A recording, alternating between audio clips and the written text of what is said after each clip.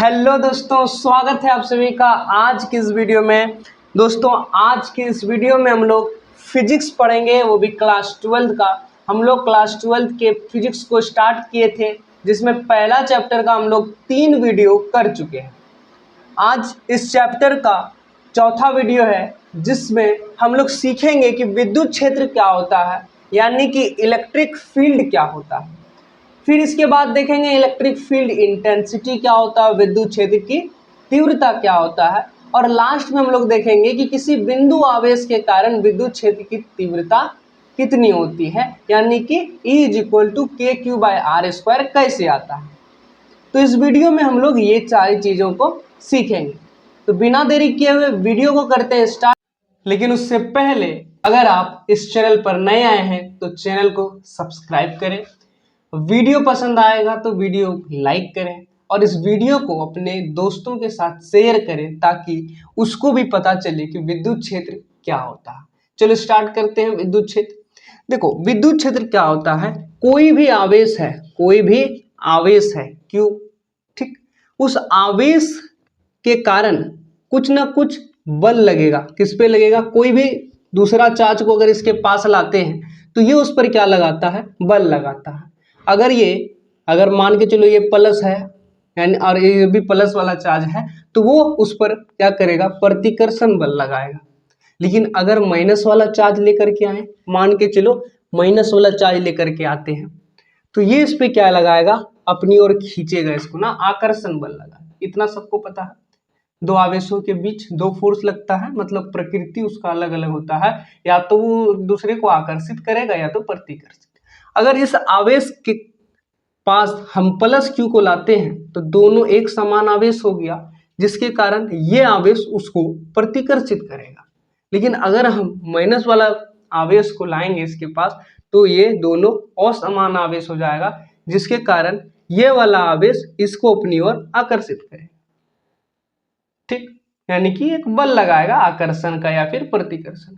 लेकिन ये जो बल लगा रहा है आकर्षण या प्रतिकर्षण का, इसका एक रेंज होगा, एक मतलब कि एरिया होगा, यानी एक क्षेत्र होगा, उसको वहीं तक लगा सकता है, उसके बाद नहीं लगा सकता। मतलब जैसे हम अपना घर में ही अपना दबदबा चला सकते हैं, उसी तरीके से इसका भी कुछ ना कुछ जगह होगा। मान के चलो इसके चारों तरफ ये वाला जो जगह है, ये यहाँ तक जो है अपना बल लगा सकता है, उसके बाहर ये बल नहीं लगा सकता। यानी कि अगर इस वाला आवेश को यहाँ पर लाएं तो ये उस पर क्या लगाएगा? इस तरफ बल लगाएगा। अगर हम लोग इस वाले आवेश को जरा सा भी इसके क्षेत्र में लाएंगे तो ये सबको आकर्षित कर लेगा। यानी कि विद्युत क्षेत्र क्या होता है? किसी आवेश के चारों तरफ का वह क्षेत्र जिस पर किसी दूसरे आवेश को लाने पर वह दूसरा आवेश एक बल का अनुभव करता है, उसी को क्या कहते हैं? विद्युत क्षेत्र कहते हैं। किताब में तो इस तरीके से नहीं लिखा है, आज समझ में आ गया हो कि विद्युत क्षेत्र क्या होता है। किताब की लैंग्वेज में चलते हैं, इसका आप स्क्रीनशॉट ले लो जो समझ में आए। किताब कहता है कि कोई आवेश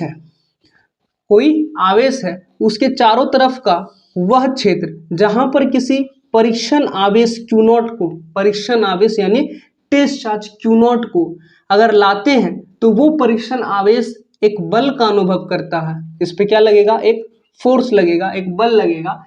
ठीक, तो वो आवेश एक बल का अनुभव करता है, उसी क्षेत्र को क्या कहते हैं? विद्युत क्षेत्र। सेम जो मैंने यहाँ पे आपको समझाया, वही सेम चीज किताब में भी लिखा हुआ है। यानी कि मैंने कहीं से अपने से जादू से नहीं सीखा है, मैंने किताब से ही सीखा है, लेकिन इसको समझाने का मेरा तरीका अलग।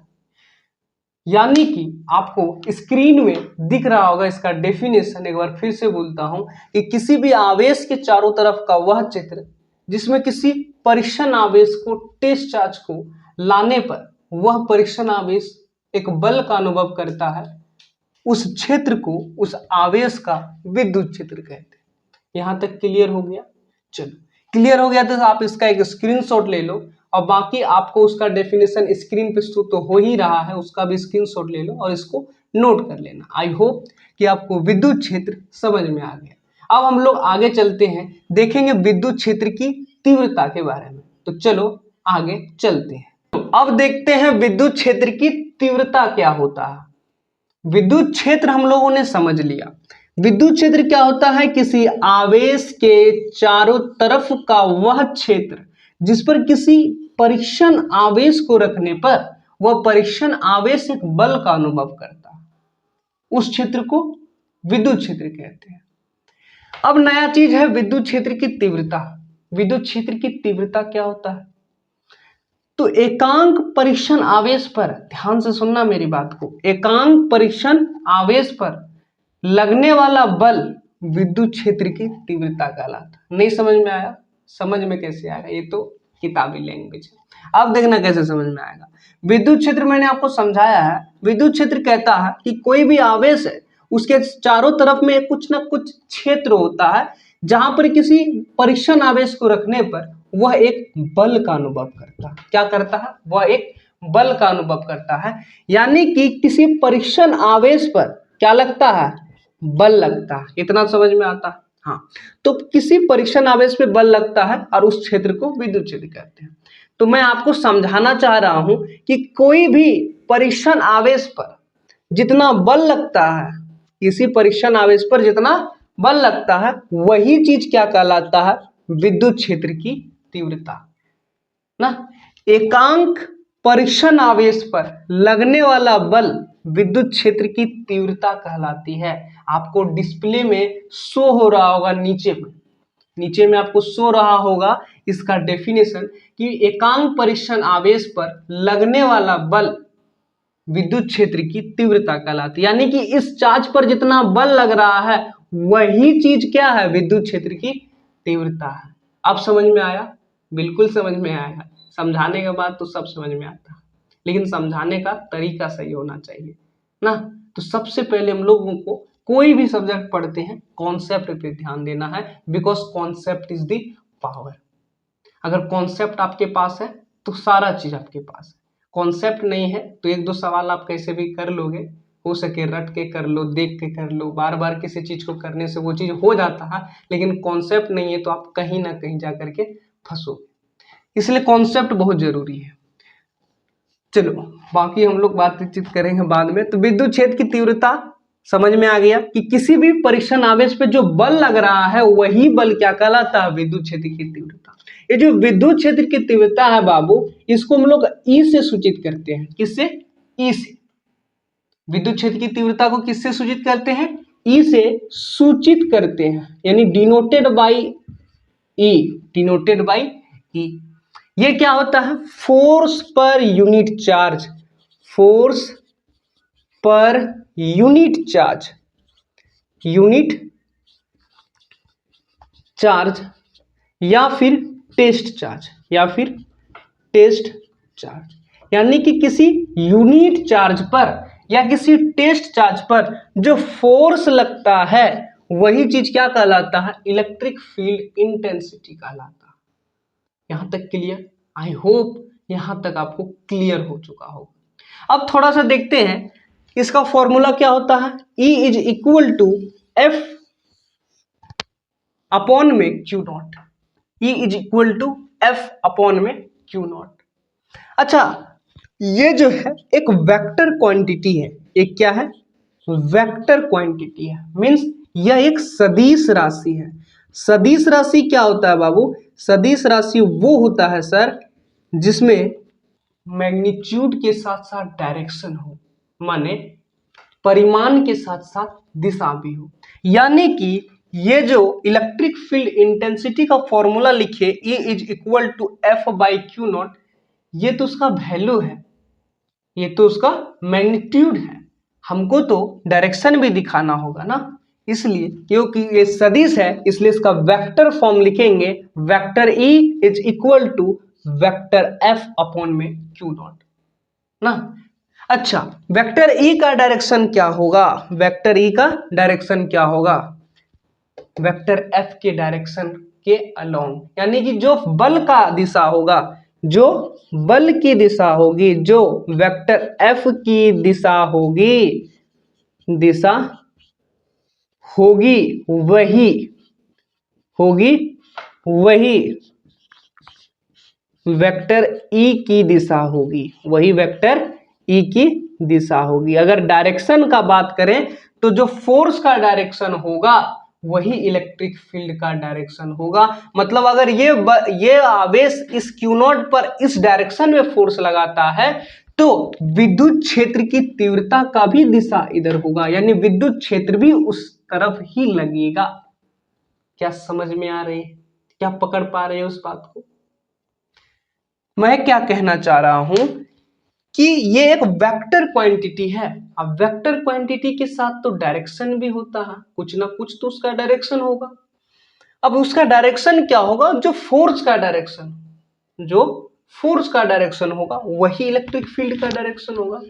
मतलब कि ये आवेश इस आवेश पर, इस टेस्ट चार्ज पर जिस डायरेक्शन में फोर्स लगा रहा है उसी डायरेक्शन में इलेक्ट्रिक फील्ड का डायरेक्शन होगा। यानी जिस दिशा में बल लग रहा है उसी दिशा में विद्युत क्षेत्र की दिशा होगी। क्या समझ में आया? समझ में आ गया हो तो एक समरी इस तरीके से रिकॉल करें फिर से अगर, तो विद्युत क्षेत्र की तीव्रता क्या होता है? फोर्स पर यूनिट चार्ज या फिर टेस्ट चार्ज, परीक्षण आवेश पे लगने वाला बल, एकांक परीक्षण आवेश पे लगने वाला बल क्या कहलाता है? विद्युत क्षेत्र की तीव्रता कहलाती है। इसको ई से सूचित करते हैं। इसका फॉर्मूला क्या होता है? E by F upon E is equal to F upon q naught. Vector form में कहे तो vector E is equal to vector F upon में क्यू नॉट ना। अच्छा, ये एक सदिश राशि यानी वेक्टर क्वांटिटी होता है और इसकी दिशा वही होगी जो फोर्स की दिशा होगी, वही इलेक्ट्रिक फील्ड की दिशा होगी, वही इलेक्ट्रिक फील्ड की दिशा होगी। अच्छा, इसका यूनिट के बारे में अगर बात करें, यूनिट मतलब मात्रक के बारे में ना। इसकी मात्रक की बात करें तो मात्रक क्या होगा? फोर्स का यूनिट न्यूटन, चार्ज का यानी क्यू का यूनिट कूलम। क्या इसका यूनिट न्यूटन पर कूलम होगा? बिल्कुल सही बात। अगर न्यूटन पर कूलम को ऊपर नीचे मीटर से गुना कर दें, अगर ऊपर नीचे से मीटर से गुना कर दें तो क्या ये newton metre upon coulomb into 1/मीटर इसे लिख सकते हैं? ये वाला मीटर से गुना कर दिया, ये चीज तो वोल्ट होता है। क्या इसका फॉर्मूला वोल्ट पर मीटर भी होगा? मतलब इसका यूनिट वोल्ट पर मीटर भी हो सकता है? बिल्कुल हो सकता है। तो ऑब्जेक्टिव क्वेश्चन जब बनेगा उसमें ये दोनों ऑप्शन रहेगा। हो सके ये ना दे ये दे, हो सकता है ये ना दे वो दे, हो सकता है दोनों दे, अब किसी ऑप्शन में लिखा हो कि दोनों सही। तो हमें दोनों याद रखना है कि इसका जो यूनिट होता है, मात्रक जो होता है, क्या मात्रक जो होता है वो क्या होता है? न्यूटन पर कूलम और वोल्ट पर मीटर। तो यहां तक आपको समझ में आया कि विद्युत क्षेत्र मैंने आपको समझा दिया क्या होता है और विद्युत क्षेत्र की तीव्रता क्या होता है वो समझा दिया। ठीक, आप इसका एक स्क्रीनशॉट लीजिए। फिर हम लोग लास्ट टॉपिक पे चलते हैं कि किसी बिंदु आवेश के कारण विद्युत क्षेत्र की तीव्रता का क्या फॉर्मूला होता है। चलो इसको आप एक स्क्रीनशॉट ले लो। चलो अब हम लोग देखते हैं कि किसी बिंदु आवेश के कारण विद्युत क्षेत्र की तीव्रता क्या होती है। मान लो एक आवेश रखा हुआ है Q, एक आवेश रखा हुआ है Q। इस आवेश से r दूरी पर, इस आवेश से r दूरी पर हम एक पॉइंट पर Q0 आवेश को रखते हैं। क्या करते हैं? Q0 आवेश को रखते हैं। तो ये वाला जो आवेश है इस Q0 आवेश पे फोर्स लगाएगा? बिल्कुल लगाएगा। अगर ये प्लस में है, ये प्लस में है, तो ये फोर्स इस डायरेक्शन में लगाएगा ना। ठीक, तो हम लोगों को इस पॉइंट पर क्या ज्ञात करना है? वेक्टर ई यानी विद्युत क्षेत्र की तीव्रता। विद्युत क्षेत्र की तीव्रता का फॉर्मूला क्या होता है? विद्युत क्षेत्र की तीव्रता का फॉर्मूला क्या होता है? यहां पे पहले लिखा हुआ है F अपॉन में क्यू नॉट। अच्छा, फोर्स इस पे इस डायरेक्शन में लग रहा था, कितना फोर्स लगेगा इस पे? फोर्स कितना लगेगा? K, ये वाला Q, ये वाला Q0 अपॉन में इस दूरी का स्क्वायर। कूलम के नियम में मैंने आपको पढ़ाया है फोर्स क्या होता है? K Q1 Q2 अपॉन में R स्क्वायर। अगर Q1 Q है, Q2 Q0 है तो K Q Q0 अपॉन में R स्क्वायर इस पे लगने वाला फोर्स हो जाएगा। अगर हम फोर्स की जगह में वही चीज लिखें K क्यू नॉट अपॉन में आर स्क्वायर, और नीचे में क्यू नॉट है तो फिर से क्यू नॉट। अच्छा क्यू नॉट को मार देगा क्या? बिल्कुल मार देगा। तो बचेगा क्या बाबू? E इज इक्वल टू के क्यू बाई आर स्क्वायर। क्या बचेगा? के क्यू बाई आर स्क्वायर। यानी कि कह सकते हैं कि किसी पॉइंट चार्ज के कारण आर दूरी पर इलेक्ट्रिक फील्ड क्या होता है? के क्यू बाई आर स्क्वायर। ये बहुत ही ज्यादा इंपॉर्टेंट फॉर्मूला है। वीवीआई तो नहीं कहेंगे इसको, एमवीवीआई कहेंगे। मोस्ट वेरी वेरी इंपॉर्टेंट ये फॉर्मूला है। इस फॉर्मूले को याद रखना। किसी बिंदु आवेश के कारण आर दूरी पर इलेक्ट्रिक फील्ड क्या होगा? तो इलेक्ट्रिक फील्ड के क्यू बाई आर स्क्वायर होगा। आई होप कि आपको समझ में आया।